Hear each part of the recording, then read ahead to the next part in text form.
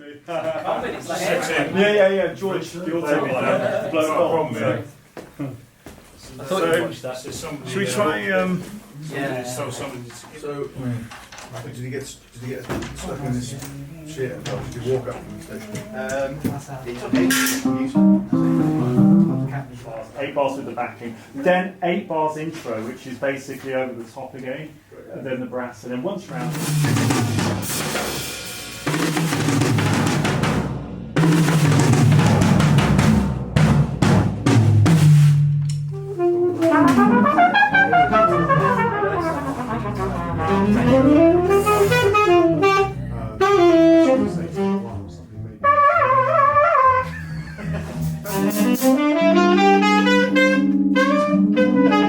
Yeah, exactly. Yeah.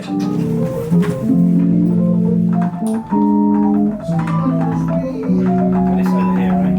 Right, okay. That right? Yeah. Great. I'll start on top of it. Is that right? That should be on the part, isn't it? Is that right? What's that? That's the part, isn't it? It's just 8 bars. Yeah, 8 bars. Exactly. 8 bars, okay. Yeah. And then we're in A. Then it's heavy.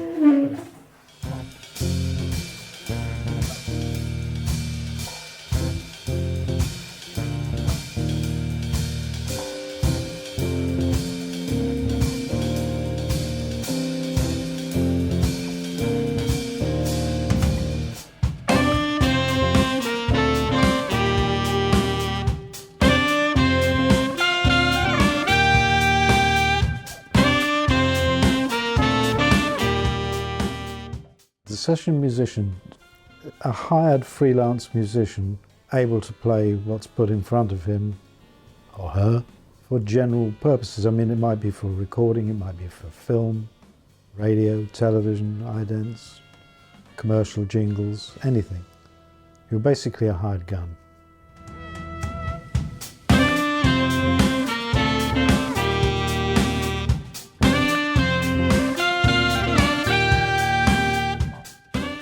Orchestral players were so busy because there were no machines. There was no electronic music. Every record, every performance on a TV show, everything had to have live musicians on it.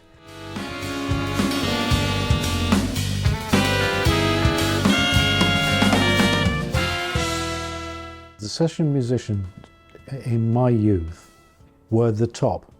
They were the cream. Somebody once said that's the Harley Street of the profession.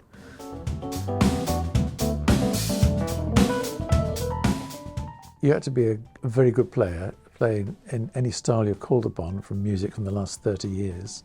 It could be anything. And sense of humour is vital. It glued everyone together. Everyone took the piss out of everybody else.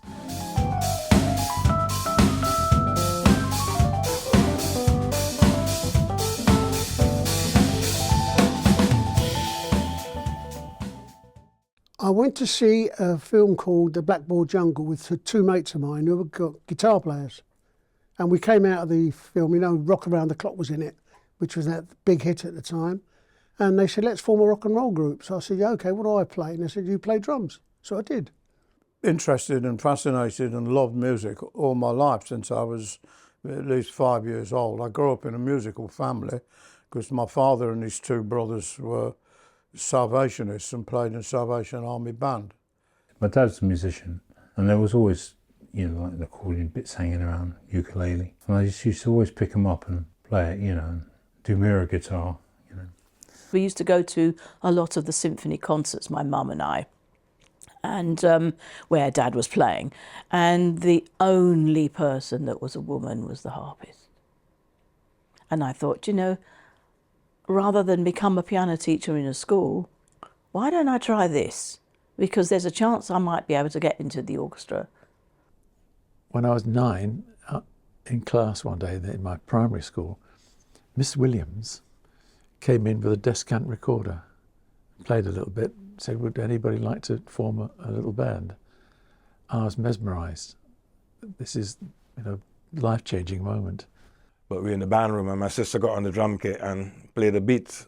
So, being a younger brother, I must have been like 7 years old, 8 years old. I said, well, if she can do that, I can do that.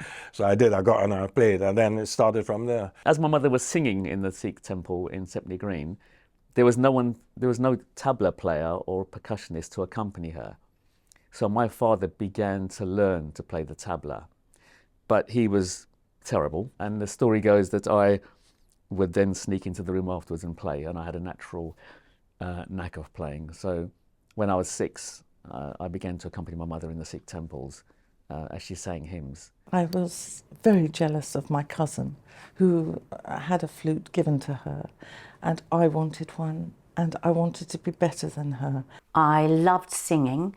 I joined the Howell Girls Choir in Llanelli when I was 9 years old, and we did Eisteddfods, so we travelled all over the world doing Eisteddfods, you know, with the harp and the pennillion, the Welsh costume with a high hat. It was in the 6th form at school, and I vividly remember watching the school band, and the drummer started playing a military snare drum roll, and there's something about it that just transfixed me. I was kind of like, and there's something, just a switch was flicked. I was given an oral test at school, my junior school, and I was told I had the highest mark, and was asked if I wanted to play the violin. I thought, yeah, why not, give it a go. So free instruments and free lessons. One of my friends at school, her mum was a double bass player, but she'd given up playing and they were short of cash.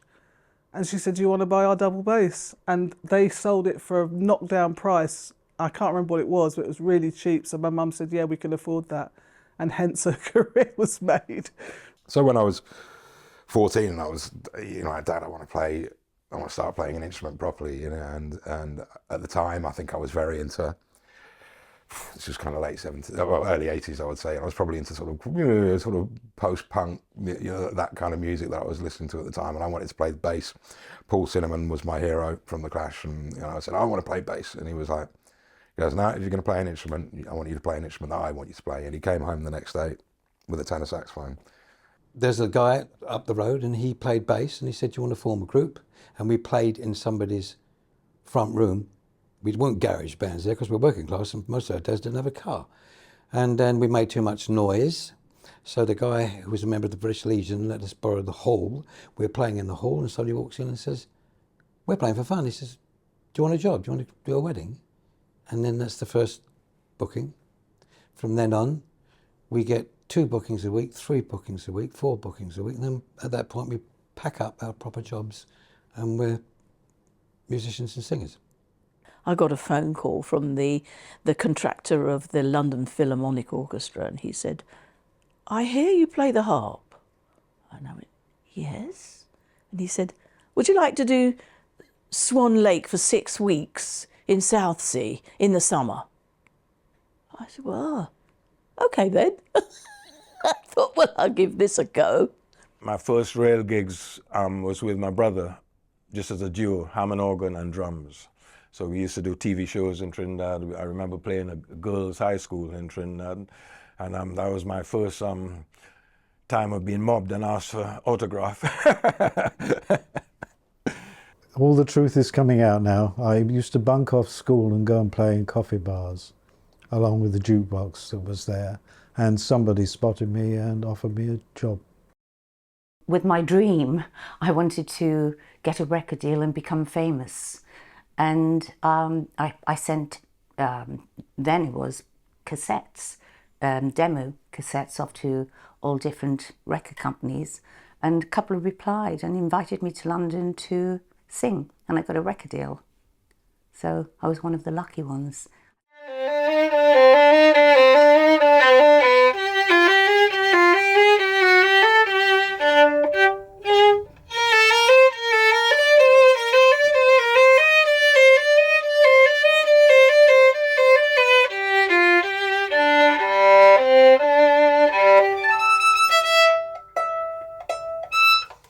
Well, I didn't set out to be a session player. I don't know if anyone does really, and then I started playing some sessions. I just loved the whole thing.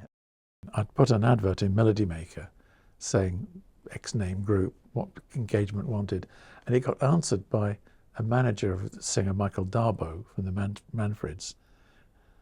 and he was looking for musicians, so I auditioned and we got together and recorded. So it's a sort of start, and then the name filters around. And I got a phone call from nowhere saying, would I turn up at this studio, Lansdowne? I didn't know anything about sessions. I'd never heard of them. Strange being in the industry but not hearing about them, because it's hidden. So I didn't know what to do, what to expect. Jazz was always the thing that I wanted to do, and I tried to live a balanced life between playing what I wanted to play and also earning a living. You know, I got married, had children and a mortgage and all that sort of thing, you know, like many people. So I had to earn a living. So primarily working in recording studios was my living. With Denmark Street, you know, it was like a labour exchange. All the publishers, the music publishers were there. They all had little studios, you know, they were making demos and things. And I used to sit there in the Gioconda coffee bar, and the guy come and say, are you free? Can you do a quick session for me downstairs? And yeah, okay, I'll give you £6. And went downstairs, did a couple of numbers, and went back up again and waited for the next guy to come along. And that's how it started. Then I found people ringing me up saying, did you do such and such a demo of so-and-so? And I went, yeah, but could you come and do the master? And that's how really my session career started. And there I met 4 guys that I'd know for the rest of my life. And it was the start. And the main thing about that day was I felt I'd come home. It suddenly felt, this is great, this is what I want to do. One little feature that I hadn't anticipated was I didn't know whether you had lunch or what you did. So based on the history of my parents, I took a flask of coffee and some sandwiches, which is ridiculous, because they go to the pub, you know. I remember it was at a BBC studio called Aeolian Hall in Bond Street, which it doesn't exist now. But I remember going there and being absolutely petrified. There were 93 studios in central London we used to work at, 93. Soho was just throbbing with music. It was fantastic. There were many, many studios in London, all of whom were working full time, from 8 in the morning till midnight. There were sessions going on, mainly around in the West End, and then bigger studios erupted, notably CTS studios, which were out at Wembley, Decca, Pi, Philips, all the major labels had their own studios. And then there were independents that started up. And there was so much work, you never thought the bubble would never burst, it would just go on forever. And of course, that's not true. But London became, you know, like a highly desirable place for people to come to record, you know, in the rock and pop world. And actually orchestral world. I mean, London was the biggest music centre in the world. And a lot of people used to come to record in London because it gave them status. It was the start of the more sophisticated private studios were coming in, like Trident and Utopia. These are smaller places, but they had the best gear. They were the first people to have 8-track tape machines, ahead of Abbey Road, you know, that kind of thing. But a lot of those, I'd say, mid-sized studios, that's where most of the work was done in those days, I would say. And there was also the out-of-town stuff. You know, the residential out-of-town studios were always, a lot of the rock bands used to go there and camp up.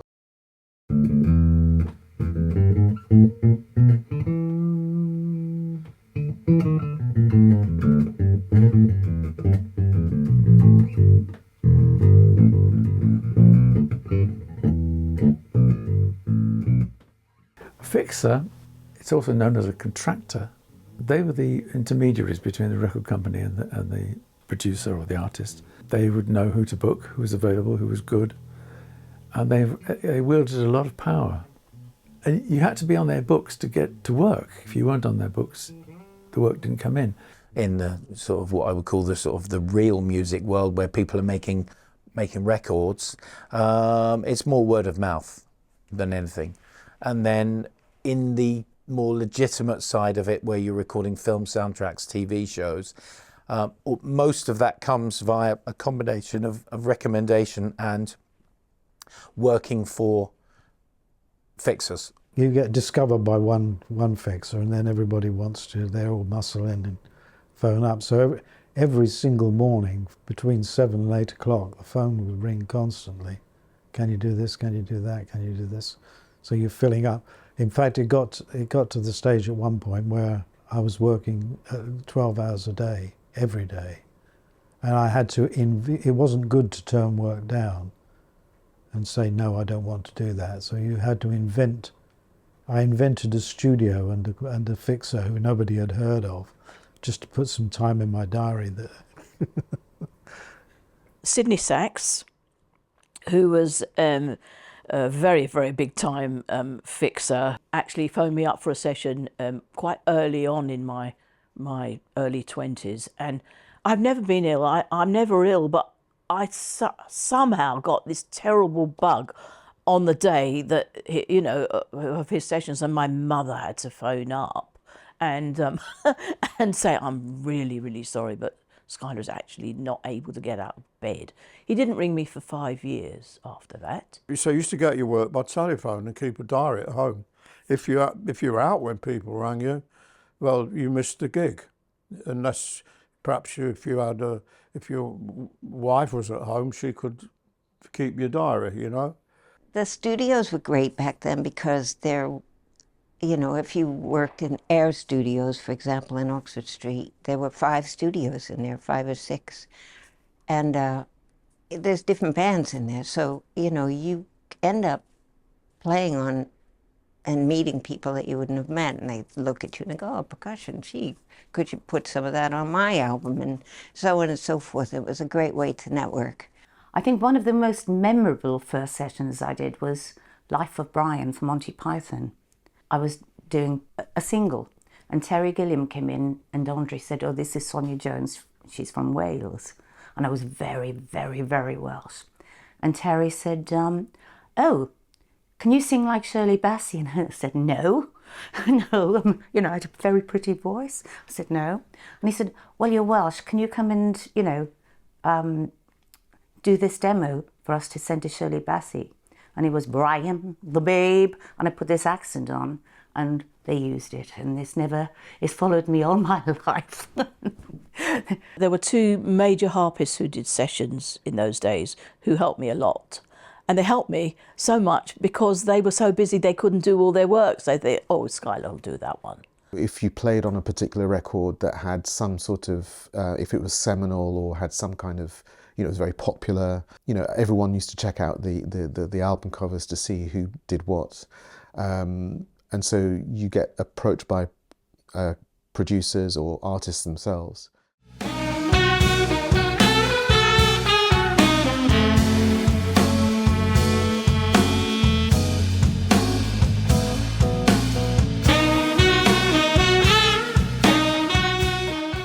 Getting your gear together, jumping in the car and driving into London, finding the studio with one of them little A to Z things, no sat navs or anything like that, and you're like, you know, no mobile phones, nothing.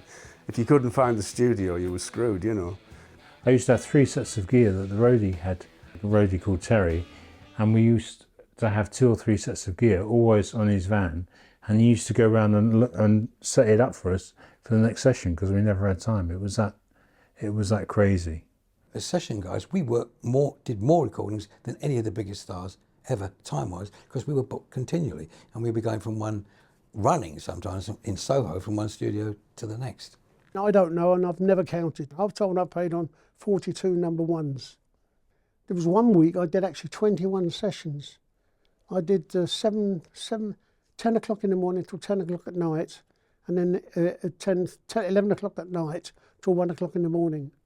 For the whole week, and at the end of it I was slightly exhausted, as you can imagine. Typically if you're doing a BBC session, you know, and especially with string players, after a few hours, right, tea break, and then you'd get the opposite session, reggae sessions, where they, you know, you play forever and ever, 2 in the morning you're still playing, you know. So it was quite varied. There was a place called Trident where I did a lot of French disco in the 70s. Every tune was 120 beats a minute, and you had a click machine in your headphones. So you heard that in your ear all day. And it meant that when we went to the pub, we walked at 120 beats a minute. There was no choice. In a recording session for records, for albums, you would record at least 4 titles in a 3-hour session, and that would be completed. They would be the whole thing. There's no great production going on afterwards. What was recorded in the studio with the artists, with singers, with everything that was going on, that's what you had. Top pops, used to get them in Woolworths with a girl on the front. You'd be booked for that because the song was hot and you'd do a copy of it and it would be released in a week. So you used to turn up at the studio with your portable record player, listening to it. Nobody had got the music yet for it, so you couldn't read anything. The words weren't even out, and you had to wait to go on after the next guy. And when you walked in, you were in front of a huge orchestra. Take one. That's scary, because you make one slip, they all have to stop and start again. My favourite one was George Martin's studio, Air, in, it used to be in Oxford Street. It's moved now to Hampstead.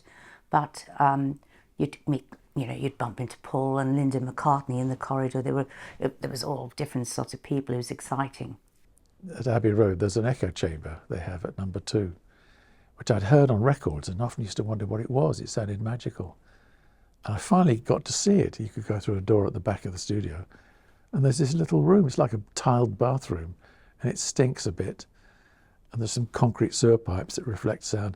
And it's just so unromantic. And this is the sound of that studio. It's fantastic.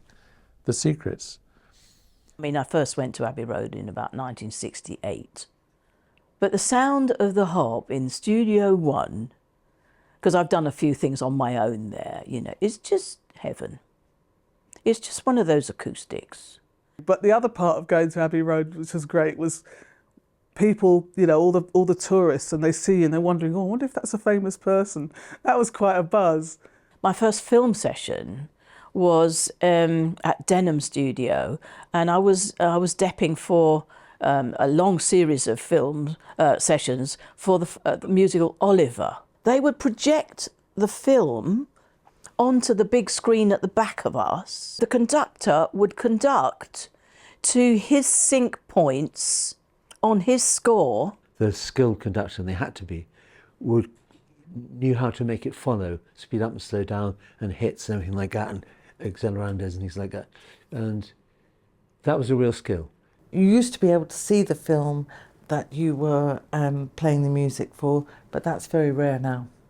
And now you have to imagine, or you have to be told, this is the scene with the multiple stabbings, or this is the love scene.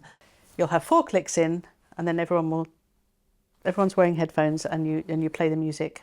And it can be fast, slow, it can be incredibly tricky. I mean, something like the Harry Potter films, incredible passages running around, or it can be very static. This rhythm is called a Bhangra rhythm, which is a Punjabi rhythm from India, and it was used in one of the Oompa Loompa songs in the recent movie, Charlie and the Chocolate Factory, and it goes like this. I think it goes Oompa Loompa dee dee dee dee dee.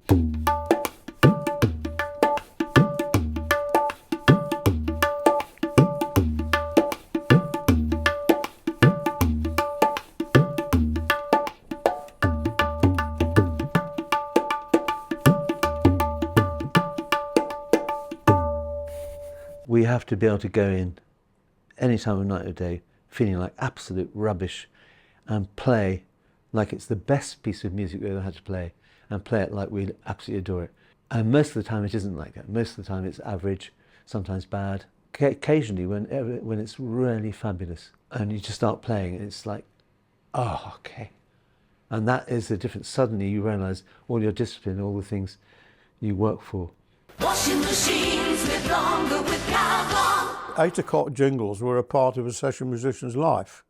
Between midnight and 8 o'clock in the morning, they would have to pay you double money, because that's the union rates. So they didn't want to do that.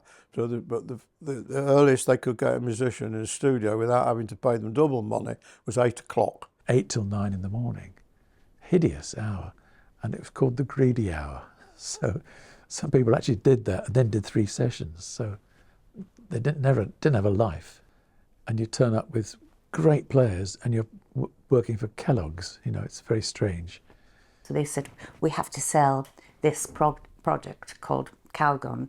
So I'd go in and they'd go, Sonic goes, washing machines live longer with Calgon. And that was it. And I'd, bye, see you. All music on TV was played live at one point. So there were TV session bands who were doing all the work for things like the Benny Hill Show or any sitcoms.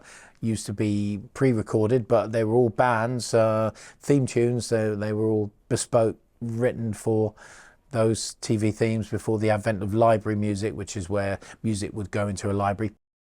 Depending on whether you're doing source music is music that's heard on the radio in the programme, for example. You know, someone's watching the TV or listening to the radio or whatever. You know, like Morse is listening to some Mozart in his car, you've got to record that as well. They don't use records because you have to pay too much. So you do all the source music at the end. And the players on that session were phenomenal. Some of the best orchestral musicians in the country, and little old me, who never even passed my A-levels, playing with some of the best orchestral musicians. It was pretty decent. It's a great feeling. You know, the Antiques Roadshow? I did one of those. I mean, they have to re-record them every so many years, but one of them, I did that with a proper piccolo trumpet player called Michael Laird. 2 trumpets, what you go, that was done on a piccolo. It was one of my rare excursions on a piccolo trumpet.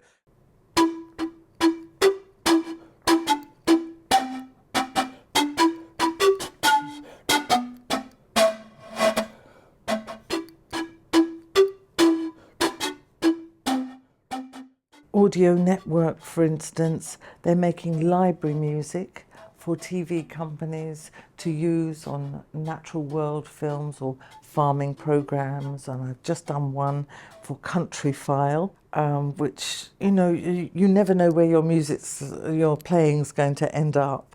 A demo is songwriters, if they can't sing or they wanted to pitch a song, say, to Madonna.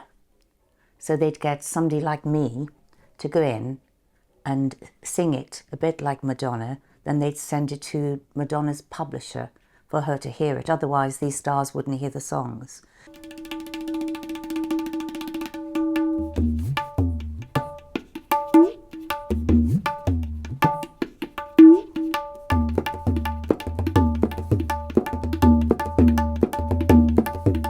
Everyone was totally different. Because they'd all learnt a different way. There'd be some had come through dance bands, through rock bands, or just from their bedroom, you know, wherever they started. The strings, certainly the strings, and some of the brass would have gone to music college, so they knew a lot about the actual written note, how to feel it, whatever. For one, got to be a good player. 2, a good sight reader. 3, a good communicator, a team player, because it's not just about you, it's about everyone pulling together. Being able to listen and adapt, you know, because I said people want different things, you know, they want it simple, they want it busy, you know, some people, they want no fills, they just want straight groove. But I remember doing a session which was in an afternoon, this is a whole album in one afternoon, and it was Greek music. So the time signatures were changing.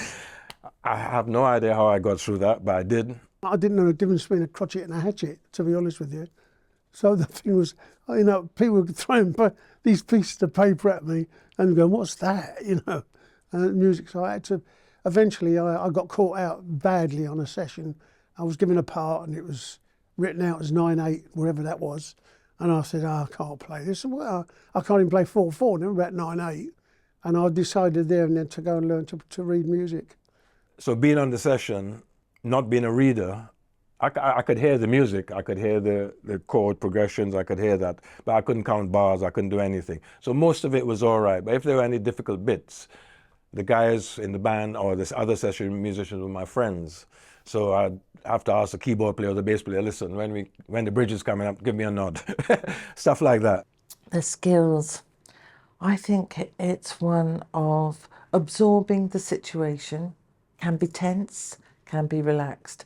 You can be sitting there doing absolutely nothing all day because you're not needed, or you can be worked to the bone.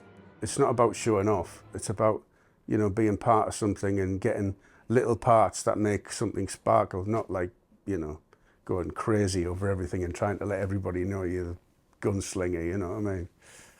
Just going into a studio and just opening a book with a whole band, opening a piece of music and just recording it is thrilling. You know, and it is, for me, it is to this day, it's something magical about it. I have always been basically obsessed by sessions. Don't ask me why. It's like a drug I can't give up. Thank you.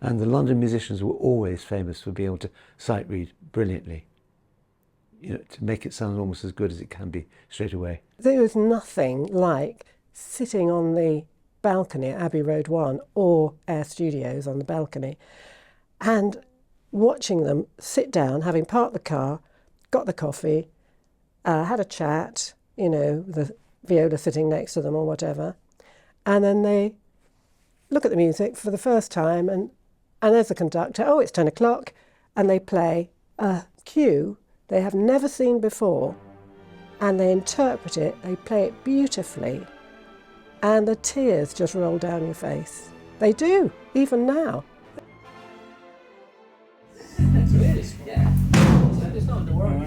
There would be music written. Sometimes it would need to be played exactly as it was written, but a lot of the time it was open to a certain amount of interpretation. But not that much because of the time factor. I slowly realised that the challenge was they're leaving it to you to invent the part. So you've got a chord chart, you've got to invent the line you're going to play and then put a riff on it or something. And you'd get in little huddles and discuss how it should work. It was a challenge. They're very much leaving it to you to make it happen. And if a song is a pile of shit, that was a challenge. But you tried your best. In Trinidad, like for example, playing 16ths on hi-hats, right hand, was very common, and complex bass drum patterns. When I came to England, I didn't hear anyone doing that. They were all so when I started doing that, like, oh, they were, oh, no, I don't know about that, you know. So it's a different style of playing. Quite often turn up just when like an orchestra was going on. So that was kind of really exciting. I'd be sitting there, there's Richard Niles conducting an orchestra, and it just sounds incredible, you know. Then maybe a sax solo would go on or something like that. And then I'd get to do my bit, which was brilliant because all of those things were on. So I could find me way, you know, I wasn't going to get in anybody's way because of all of those other things that are on there. You've got to sometimes play relatively simple parts that really kind of, you can actually hear. Because if you do too much, you're never going to hear it, you know. The interesting thing is when they have you to sing like somebody, because it's their recording, and they said, can you do Georges Guittare? Why? In September when the grapes are falling. I'm doing like that. Why? I don't know, because they heard the record. No, it was, oh, bella Margarita, so beautiful to see. And after time in doing impressions, you realise it's a lot to do with the shape of the guy's face. Andy Williams is like that because he's got a big philtrum. Dean Martin's slightly with a tongue in the side. Perry Como, Magic Moments, he's also got his tongue off whack. There was a problem with time, where time is. And orchestral time is very different from rhythm section time. When you see a baton go down, we feel one as to be there. The orchestra is somewhere on the way up, somewhere ethereal, which is why the strings creep in. And if ever you watch an orchestra on television, I challenge you to find out where one is just by watching the conductor. It's a nightmare. But we had to sort those kind of problems out. We got there, but it was weird. There's an old saying that a lot of musicians had, a lot of studio musicians say, doing session work, is you're either bored or terrified. And sometimes it was possible to be both at the same time. I used to feel physically sick every morning on the way to work. so frightened, so scared. And I came across as public school educated git, who was standing up, literally telling everybody what to do, very efficiently, incredibly productively. But inside I was just, There was definitely what they call now imposter syndrome. I felt I wasn't up to it. And I can remember now doing records and thinking, oh, we've got to play for 3 minutes and I've got to 2.5 minutes and I've not made a mistake yet. For me, it would probably be if someone brought in a piece of Stockhausen and it was impossible to read. If I came in as an orchestral player and they said, play that and sight read it. Some people just couldn't do it in the studio. You get red light nerves. The moment the red light went on, you freeze. It's sit down, red light goes on, and you have to deliver. So I suppose the biggest fear is not delivering. I've seen it when people kind of, it's equivalent of either kind of a writer's block thing when they just go like, I don't know what to do, and there's a terrible atmosphere kind of settles over the studio and everyone's awkwardly kind of doing that. There were guys who also, they were messed up on drugs, stuff, so you'd work with them and it wasn't fun. I mean, we all went through different periods of drugs, alcohol. I was never a drinker and stuff, so that messed up some things, where it wasn't as good as it should have been. I remember some of those old guys, you get a morning session, say 10 till 1, at about 11:30 you get a union stipulated 15-minute break. Well, those guys would think nothing of going to the nearest pub and having 3 large gin and tonics in 15 minutes, in the morning. There was loads of guys used to do all that. When you went into a studio, as sometimes the atmosphere was very fraught by the time you got there. So making a few jokes would cool it down. And sense of humour is vital. It glued everyone together. Everyone took the piss out of everybody else. And you have to speak in sync. Oh, I used to do that. I brought it to the camera. We go, oh, what? To the engineer, and he goes.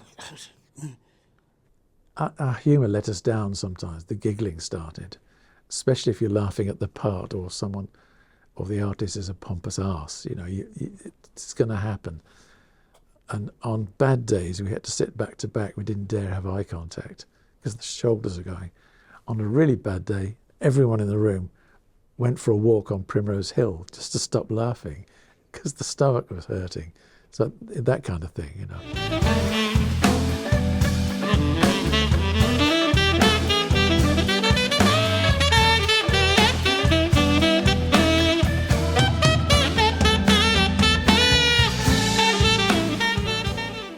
The dream, which did happen, is take one. When you got the sound's already together, the engineer's good, the echo's good in the cans, and you know what you're going to do, and you play it. And if everyone's got it right, the first take has a magic you can never capture. You try 2 or 3 more, but it's never there. I did one session where it was a very simple kind of thing. It was for a French artist. It was in Sam West. I was listening. I heard the track 2 or 3 times while I was setting up, and I had an idea of what they wanted. I played once through and they kind of looked at each other and went, yeah, that's it, done. I played through one more time and they kept the first one, and that was it. I was on my toes, I was off. It's like, best session ever.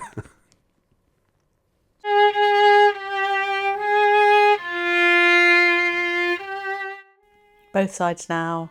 Most musicians would say that session with Joni Mitchell was a highlight for them. So to see her walk in and the older Joni and smoking and her gravelly voice, and she was just so cool, and they said, okay, Joni, let's just run it. Let's just do a take. And off we set, and it happened, and it was amazing. And the tears were flowing, and we got to the end and there was this silence. And then Vince said, okay, I think we've got that, Joni. And a little voice from the box came and said, I'm really sorry, but I didn't record it. And that never happens. You record everything, you know, because especially in the run-throughs, that's often when you get the most magic. No pressure, it's not the third time. They didn't record it. So in a way, I think that's rather amazing, because that was our special moment with Joni that no one's ever going to hear. That was that live take that has gone into the ether now, and we heard it and no one else did, which is great. Well, what I found actually is that a lot of the musicians would come up with parts that were the defining arrangement of the song, especially horn play, you know, licks, anything. You know, people would come in and they get 100 quid or maybe 50 quid, and they would come up with the hook. David Mason, who was a classical trumpet player, played with the New Philharmonia Orchestra. He's the guy that played the piccolo trumpet solo on Penny Lane for the Beatles. He got £9 for that, because £9 was the session rate in 1968, and it was a good. £9 was an adequate fee in those days, you know. But that's all he got. He didn't get any more. I mean, you know, a lot of session musicians will kind of bemoan the fact that, oh, I kind of wrote that bit. Do you know what I mean? It's the classic sort of like thing that they'll come out with. But it's very true. You do kind of, sometimes you'll have a bit of inspiration, do you know what I mean? And you know it, and you kind of go, okay, well, I got to let it go. You know, I'm not going to be that bitter sort of, you know, one of that guy chuntering away in the corner of the pub. Oh, I would have, you know, I'd have been a millionaire if I got paid for that. You know, you have to deal with that.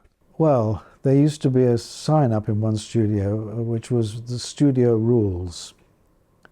Rule 1, the producer is always right. And rule 2, if the producer is wrong, rule 1 applies. Sometimes the artist is very hand-on, and they can be the main conduit of ideas and what they want. There's certain guys like Richard Ashcroft that I've worked with regularly, or Omar. You say it's a certain artist, and it's them. It's really the artist. And then you get other times it's very much the producer, and the artist isn't even in the session. You know, and they trust the producer to do it. You know, they use us in a way as a tool. Some musicians might find that a little demeaning, but I don't. I think if a producer's got a vision, or an arranger and a composer has a vision, we're there to give them. We're there to fulfill what they want. You're like an interior designer, so you can go into somebody's house, but you're only doing their house. You might come up with an idea they love, and they say yes, okay, we'll go with that. But if you could see a wall as being painted red and they want it green, you have to do it green. You have to do it a believable green that they're going to like, because you're always working for the man, aren't you? At the end of the day, it depends who they are. I never felt that I was being a traitor to my art or anything like that by being a session musician. In fact, I guess you could divide it up as part of me saw it as like being you have an artist or you have a master craftsman. They're both great things to try and be in life. I'm very low-key for a musician. I'm happy to walk in, not be seen. I just like to do my job. And again, that's another thing people always tell me, oh, you are so underestimated, you should be a lot more known and this and that. But I was never like pushy, I never pushed myself and do all that. I've always actually really wanted to be a band member, so it's been a bit of a conflict for me over time to be a sideman. And I like the sort of like anonymous element to that and not being in the spotlight. But at the same time, I've wanted to be part of the bands that I've played for or done sessions for. I didn't like being asked, oh, play like Steve Gadd, play like Harvey Mason. I thought, well, go and get them if you want them to do. So I sort of got out of the session stuff and just sort of started doing my own music. I feel some funk coming on. I feel some funk coming on strong. Wait a minute. You know, that was part of the thing, wouldn't it? You put your record on, you sit back and you study the cover from, you know, and if there was credits, it was great. You know, it helped you get work. When you watch a film at the end, they put up the credits and they go on for 5 minutes. You got everything. The bus driver's named, you know, the tea maker's made, everything's named. And you might be listening to the film and you might hear now and again an oboe solo or something, but you won't find the oboeist name there.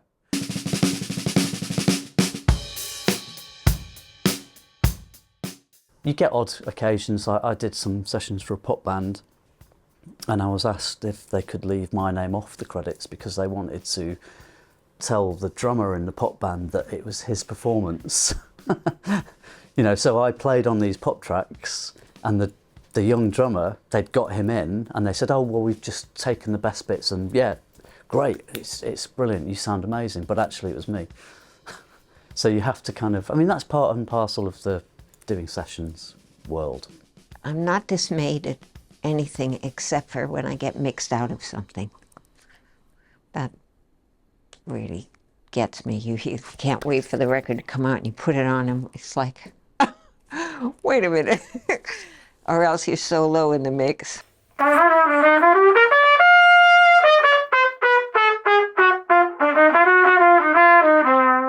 It was a tight-knit community, you know, with the musicians. And I suppose there were various groups of musicians. The one I was within, there's quite a few West Indians.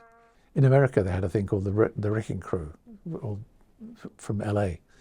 We had the similar thing. It never had a name, but we had similar little sections that we'd often meet, and it would be the same guys, which is how, for example, Jimmy Page and John Paul Jones started Led Zeppelin, because they just kept meeting on the session. You become friends very quickly, I think, and it's like a lot of, it's almost like soldiers in the trenches kind of vibe. They become your family very kind of quickly. If there's an orchestra and all that, there's not a great deal of socialising with those guys, because you walk in there and instead of smelling something more herbal, you'll smell cigars and brandy and stuff like that. Different kind of cats, you know. More when we've been performing than when we've been on sessions. I've heard comments made, black musicians playing classical music, what's that about? That kind of thing. When I was at college, I was probably one of 3 black players. And yeah, when I started, there were very few black players. But then, of course, the thing about that is that, you know, it has to start at grassroots. You can't just put out an advertising campaign and just expect people to just turn up. It's one of those things where you have to have access, like I did when I started. And, you know, music's not cheap. It's you know, lessons are expensive, instruments are expensive.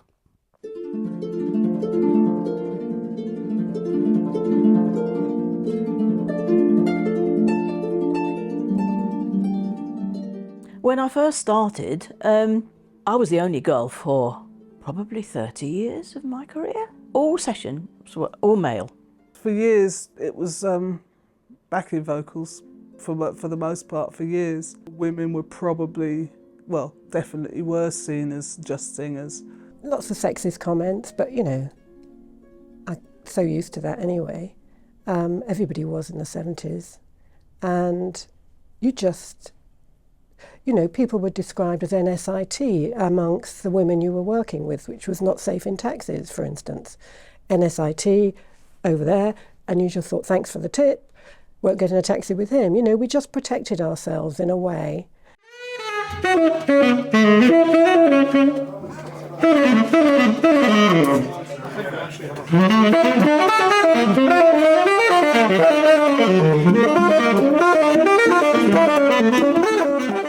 It was well paid.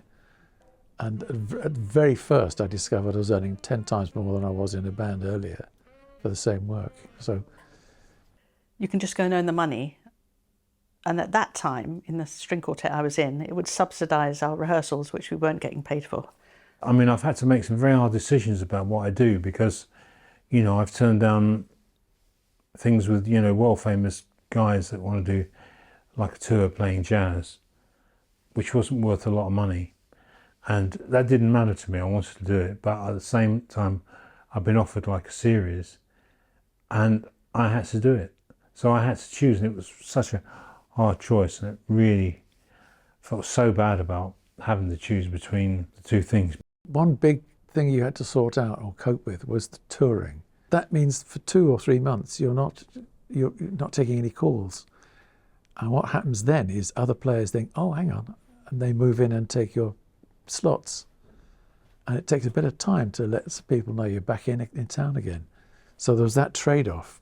That's the danger in sessions, is that people get sucked into earning the money, they get the bigger house, the bigger mortgage, and people are frightened to say no because you might not get asked again. Most of us were divorced. Sounds so terrible, isn't it? But, you know, we were out more than we were in. It's our own fault. And it was insane, the amount of work. We took everything and you know, we didn't get to see our loved ones at home, and they got fed up with it. So, you know, get lost. So I don't travel as much as I used to. I used to do a lot of travelling. That was before my daughter was born. So in a way, the fact that session work is happening in London and I'm based in London has made it a lot easier.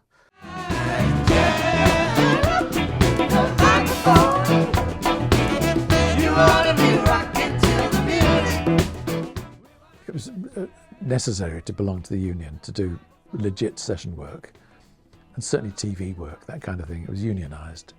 The union will set rates as a bottom line for people, whereby, you know, you have to have breaks, you can't go over time without paying people, you've got certain rates for certain things, doubling, overdubbing, porterage, all of these things, and they're you know, they're important. It's our living, so the rates are important. I think the union was more for string players, guys who were in the orchestra, BBC orchestra, the theatre, the pits, to guarantee they were paid and they got their right break and their holiday money and all that. But doing sessions and rock and funk and reggae, that didn't apply to us. You know, compared to like most places in America and that, you know, our rates were awful. You know, I mean, I had arguments with the union because I charged on one session a double rate, and the guy from the union rep says, "Oh, why did you charge double?" I said, "Because that's what I asked for." He said, "But the rate is only so and so." I said, "Yeah, but it's a minimum. It's not a maximum. The minimum rate became the maximum." You know, that was the problem. As I said, CBS, EMI, all these companies, you do your session, you invoice them, and then you wait to be paid. Some were good, some, as I say, you would wait 2-3 months. You know, that's on that section. Then you do a reggae session or an African session down in the workhouse or workstation in Clapham Road down south, and they'll agree to pay you cash. They say, right, we'll give you whatever, £50 a session. A session was considered 3 hours. So you do 9 hours, that should be 150 quid, right?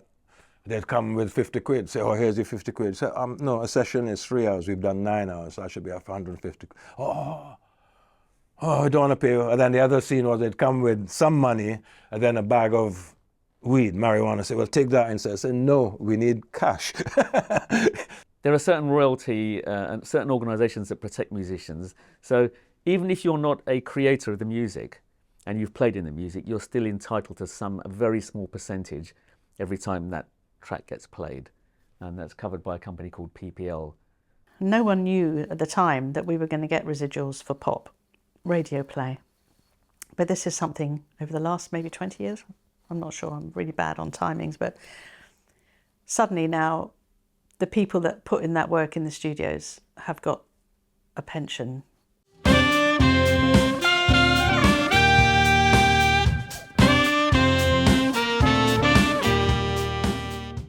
Technology was the huge game changer in terms of synthesizers appearing in the 70s, 80s, sampling, just electronics. When Roger Lynn made a drum machine, and he told me he was making this thing before he made his first drum machine, he asked me if I would put my congas on the drum machine and my hand claps. So I went in and I said no at first because I thought if he's going to do that, the drum machine's going to get all the work and I'm going to lose all my work, so I'm not going to do that. But then I thought, if I don't do it, somebody else is going to get the $130. So I guess I'll do it. So I was on that machine, and every other machine subsequent, every single one that he put out since, he kept those sounds. And I'm on 1 billion records that I, of course, never been paid anything for, but that's another story. The basic thing was that we all played as an orchestra at the beginning for years, all in the same room. You know, we had individual mics, but everything was done together. With the advent of the computer, they want everything separate.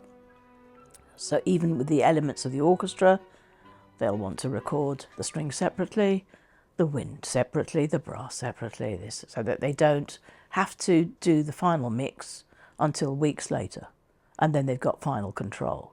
It's good for the film engineers because they can mix very clearly and neatly, but soulless for the players who can't interact with us. So you get perfection and no soul, which is a great pity. So we're now little commodities that can be stuck together cleverly by the engineer. We sort of sometimes feel like they're playthings in a way, and that's when it gets a bit depressing. Obviously, then you got the idea that you kind of had limitless takes all of a sudden, so that changed the kind of thing. And then sometimes it would be like the idea that you could actually, it could not be right, and they'd say, "Oh, it's fine, we'll fix it," and you'd be like, "Oh, well, we'll just play it again." "No, that's all right. I was out of tune. Doesn't matter."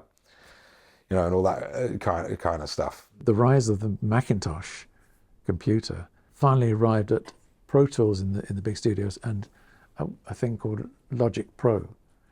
And you have a virtual studio on the screen with tracks and faders and everything, and a sample library.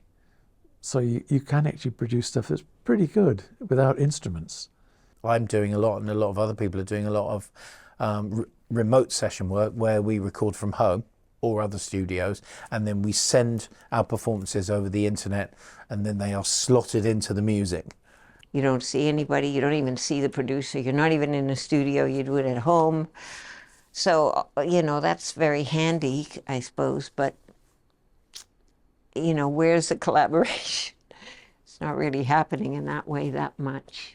At a certain point, you could get results that were almost as good without having to pay 2,000 quid a day or whatever it was for one of those studios. The whole streaming things and MP3s came in, and record companies started to not make so much money. They were less willing to splash out. Because the studios were suffering because they couldn't get the budget from the record companies to pay for them to be there.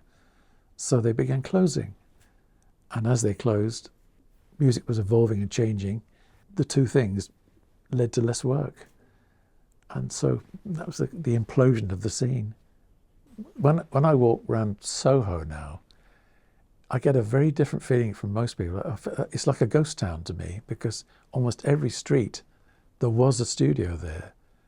Most of the sessions now are film sessions, because all the albums don't exist. All the broadcasts have gone away. The TV work with the variety work and the orchestras, that's all disappeared. So it's got very, very narrowed down from the broad spectrum it was. Lots and lots of video games now. That seems to be the new thing, to have an orchestral score for a video game. A lot of the streaming platforms are putting out much more content. So instead of it just being films, now you have multi-episodal programming. Discovery Plus, Netflix, Amazon, Apple TV, they're all putting out content. So a lot of it, we're getting a lot of work producing music for those platforms.